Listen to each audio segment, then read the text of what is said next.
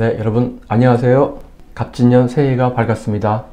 올해도 의미 있고 즐거운 주제로 또 좋은 컨텐츠로 여러분과 함께 하도록 하겠습니다.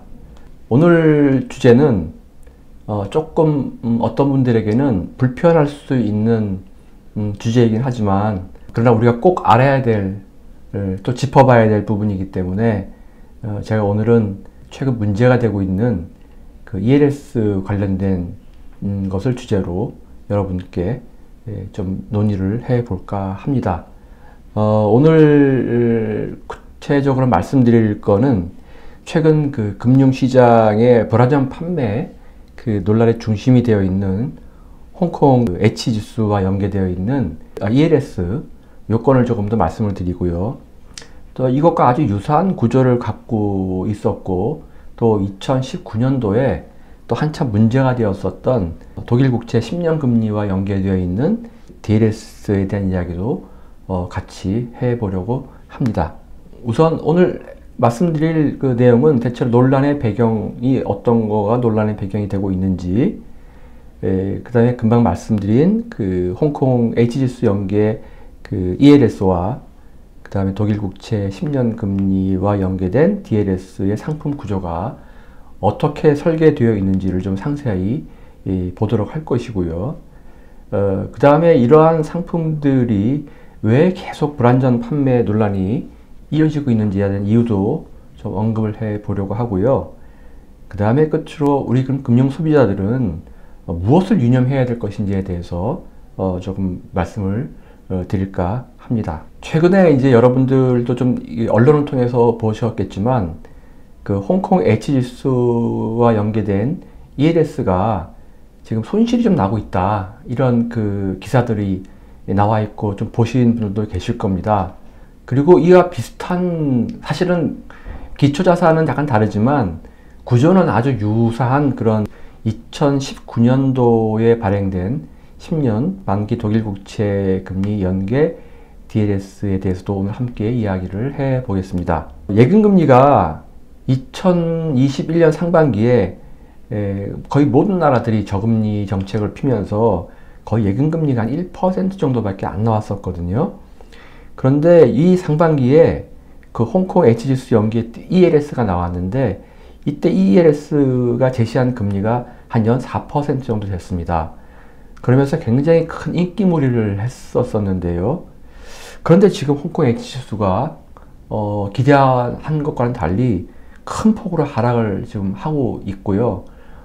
그렇기 때문에 금년 상반기에 만기가 많이 돌아오는데 큰 반등이 없으면 이 ELS의 투자 손실이 확장될 가능성이 많기 때문에 지금 이것이 굉장히 크게 이슈가 되고 있다, 이렇게 말씀을 드릴 수 있겠습니다. 만기가 대부분 금년 상반기에 집중을 하는데요.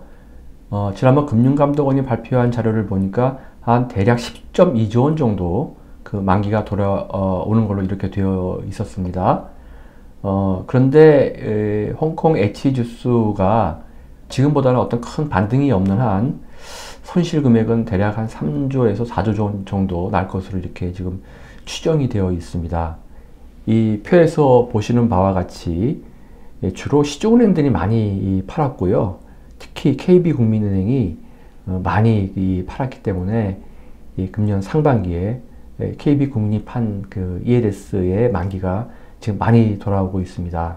이렇게 이제 많이 팔다 보니까 결국은 그 불안전 판매에 관련된 논의가 또 짚어지고 있어요. 불안전 판매가 되지 않으려면 투자자의 위험도 확인해야 되고, 그다음에 투자자 적합성 확인하는 의무도 또 해야 되고, 그다음에 설명도 충분히 해야 되는 이런 것들이 수반이 되어야 되는데, 과연 이것을 적정하게 은행이 판매를 할 때 했느냐 하는 이런 그 불안전 판매에 대한 논란이 또 재현되고 있습니다. 이런 상품을 팔 때마다 항상 이러한 불안전 판매에 대한 논란이 생기면서 이 상품을 구매한 금융 소비자들이 많은 피해를 보고 있는데요. 여기 지금 그 자료 연합뉴스에 보면 이렇게 불안전 판매 ELS 원금을 보장해달라 하는 이런 시위를 하는 모습들이 있는데, 사실 이전에도 이런 시위를 하는 모습들이 우리가 왕왕 볼 수 있었는데, 아마 금년에는 이 금액이 훨씬 크기 때문에 금년 상반기에 상당히 그 문제가 되지 않을까 이렇게 생각이 듭니다. 그러면 이 ELS가 왜 문제가 되는지를 우리가 정확히 이해하려면 사실 이 ELS의 상품 구조를 우리가 정확히 이해할 필요가 있습니다. 사실 이 구조를 이해하는 것은 조금 어려운 부분이긴 하지만 아주 제가 좀 쉽게 설명을 드려서 여러분들에게 이해를 돕도록 하겠습니다. 우선 이 EL 상품의 만기는요 3년입니다. 그리고 기초자산인 홍콩 H 지수를 정기적으로 평가를 합니다. 이거는 보통 1년에 2회 평가를 해가지고요. 만약에 조기 상환 조건을 상회하는 경우에는 그냥 만기까지 가지 않고 그냥 조기 상환으로 끝내면서 연 4%의 수익을 주는 구조입니다. 그래서 초기의 조기 상환 조건은 발행 시점 가격 대비해서 홍콩 H 지수가 80%에서 90%를 상회하는 경우에는 이제 조기 상환이 이루어지면서 수익을 얻는 구조입니다. 그리고 노낙인 금융 상품의 경우에는 지금 이 상품은 노낙인과 낙인 두 가지로 구분이 되어 있는데요. 이 노낙인 상품의 경우에는 조기 상환이 이루어지지 않으면은 만기 시점에서 이제 그 상환을 받을 수 있는데 이 만기 시점에서 그 홍콩 H 지수가 내가 당초 발행했던 시점의 가격 대비해서 60에서 70% 이상일 경우에는 이제 수익을 확보하는 구조입니다. 그 다음에 낙인 상품의 경우에는요, 이 낙인 배리어라고 하는 것이 있는데 이 낙인 배리어가 그 발행 시점 가격 대비해서 한 50에서 55% 선으로 유지가 되고 있는데요. 이 선을 한 번이라도 이 그 발행 기간 중에 한 번이라도 그 홍콩 H 지수가 이 밑으로 내려온다면은 이 경우에는 무조건 손실이 확정됩니다. 그러니까 낙인 상품의 경우에는 설령 만기 시에 이 낙인 배리어 구간을 넘어서 뭐 60에서 70%가 됐다 하더라도 한 번이라도 낙인 배리어 구간 밑으로 떨어졌기 때문에 이 상품은 무조건 손실이 나는 겁니다. 그런데 노낙인 상품의 경우에는 그렇지 않기 때문에 만기 시점에서 기준 가격에 얼마 이상이 된다고 하면은 그럼 이 상품은 수익을 확보할 수가 있는 것입니다. 이제 이러한 구조로 우리가 이루어졌다 이렇게 볼 수 있습니다. 그러니까 노낙인 상품의 경우에 만약에 만기 시점에서 홍콩 H 지수가 기준 가격의 60에서 70%를 하회한다. 그러면 동지수 하락률만큼 원금 손실이 발생하는 구조입니다. 그러니까 이걸 자세히 보시면 홍콩 H 지수가 아무리 상승하더라도 수익은 연 4%로 고정이 되어 있습니다. 그러나 주가 변동에 따라 가지고 원금 전액 손실이 발생할 수 있기 때문에 대표적으로 고위험 저수익 금융상품이다 이렇게 이야기할 수 있습니다. 그러면 결국 이 상품의 위험은 홍콩 H 지수가 발행 시점 대비 과연 얼마만큼 하락하느냐 30에서 40% 이상 하락하느냐 유무에 따라 가지고 이 상품에 투자한 금융 소비자가 수익을 얻을 것이냐 아니면 원금 손실이 발생할 것이냐에 결정이 되는 이런 구조인 것입니다. 과연 현재 그러면 H 지수가 어떤 상황인 것을 우리가 파악을 해야만 이 상품이 과연 만기 시에 우리에게 손실을 주는지 이익을 주는지 알 수가 있을 것입니다. 2021년 상반기에 홍콩 H 지수는 평균적으로 한 11,000 정도 유지를 했습니다. 높게는 12,000, 적게는 10,000에 육박하는 정도의 그런 그 수준을 유지를 했었고요. 그러면 이 평균을 한 11,000으로 우리가 본다면 만기 상환 조건의 경우에는 노낙인의 경우에는 한 60% 정도, 그 다음에 낙인의 경우에는 한 65% 정도. 그러니까 적어도 홍콩 H 지수가 7,200 또는 6,600 이상을 유지해야 이 상품에 투자한 소비자가 이익을 얻는 구조인 것입니다. 그런데 그럼 지금 홍콩 H 지수가 얼마냐? 지금은 5,400에서 5,500 정도를 유지를 하고 있습니다. 그러니까 이 손실을 피하려면 그러니까 이 5,500이라는 숫자가 그대로 상반기까지 유지된다면 무조건 손실이 발생하는 구조인 것입니다.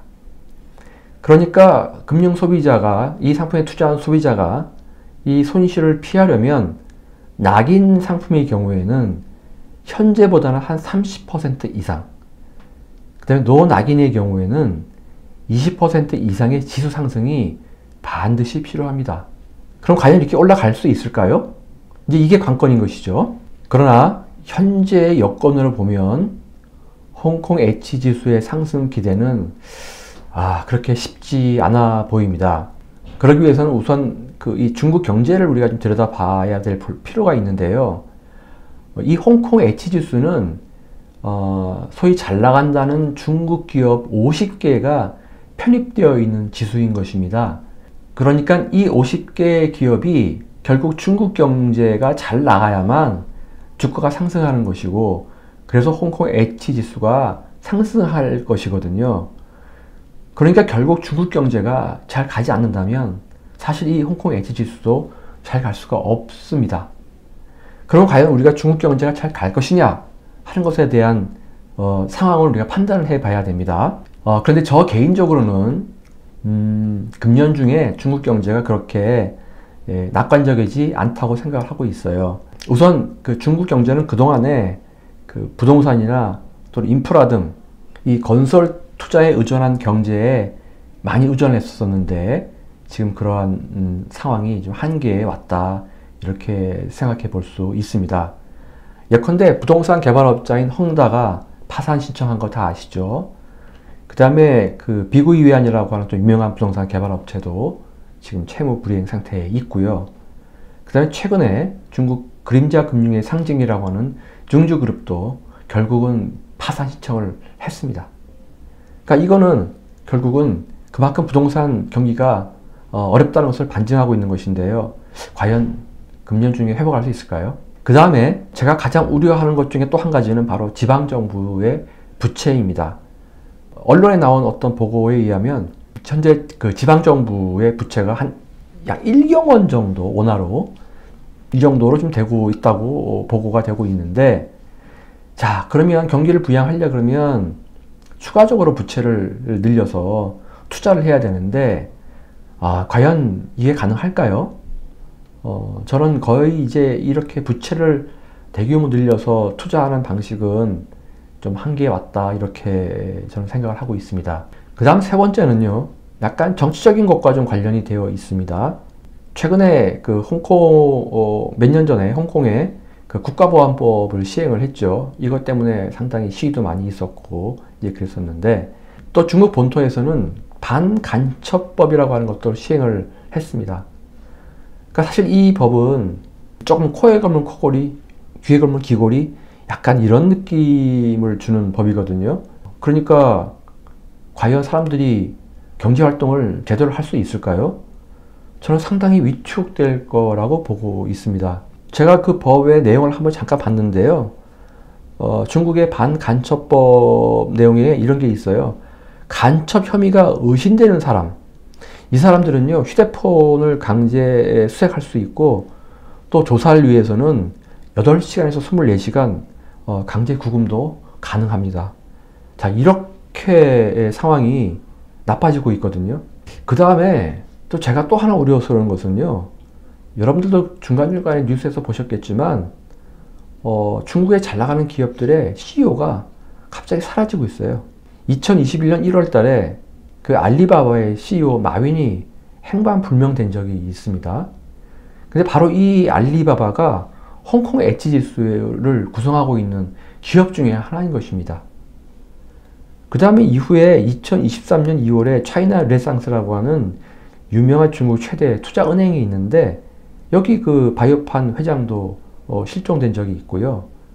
그 다음에 작년 11월 달에 그 빅테크 더위, 이 게임 스트리밍 플랫폼 하는 회사인데, 여기 CEO도 그 천 샤오제라는 CEO도 실종된 적이 있습니다. 이렇게 지금 상당히 체제 유지를 위해서 굉장히 그 경제를 압박하는 요인들이 지금 많이 있습니다. 자, 과연 이런 상황에서 경제가 활력이 있을까요? 여러분도 한번 생각해 보시기 바랍니다. 그러다 보니까 아무래도 이거가 연계되어 가지고 중국에 자금들이 많이 지금 빠져나가고 있습니다. 여러분 표에서 보시면 그 최근 중국의 직접 투자와 그 증권 투자 유출입 현황이라는 표가 있는데요. 여기서 직접 투자는 중국 사람들이 해외로 투자하러 나간 자금을 마이너스로 하고 해외에 있는 투자자들이 중국에 투자한 것을 플러스로 해서 더한 금액이거든요. 그러니까 플러스라고 하는 것은 중국 국내로 유입된 직접 투자 금액이 더 많다 이렇게 이야기할 수 있는데 2020년, 2021년, 2022년까지는 그래도 플러스를 유지했습니다. 규모는 조금씩 줄고 있지만 그런데 작년 1, 4분기에서 3, 4분기까지는 드디어 이제 1267억 달러로 상당한 규모의 자금이 유출되고 있습니다. 그러니까 돈이 빠져나가고 있다는 얘기죠. 그 다음에 주식이나 채권 같은 이런 증권 투자도 마찬가지인데요. 이미 2022년도에 2811억 달러가 순 유출이 되었고 작년 1, 4분기하고 2, 4, 3, 4분기 합쳐서 988억 달러가 유출이 되었습니다. 그러니까 이런 자금의 그 흐름이 벌써 이런 여러 가지 이 상황을 지금 반영하고 있다. 전 이렇게 생각이 듭니다. 그래서 결론적으로 이 상품의 발행 잔액은 약 한 20조 원 되는데 지금 손실 발생 가능 구간에 진입한 금액이 한 9조가 됩니다. 그런데 그 방금 말씀드린 그러한 중국의 상황을 비춰보면 홍콩 H 지수의 상승은 반전은 좀 기대하기 어렵다. 때문에 현재로서는 한 4조 원 내외의 손실은 불가피하다. 이렇게 제가 말씀을 좀 드리겠습니다. 이 상품에 투자한 분들도 분명히 제 방송을 보시겠지만 좀 안타까운 마음을 금할 수 없습니다. 후미에 앞으로 우리가 어떻게 이런 것들에 대해서 대응해야 될지도 좀 제가 한번 말씀을 드려보도록 할 것입니다.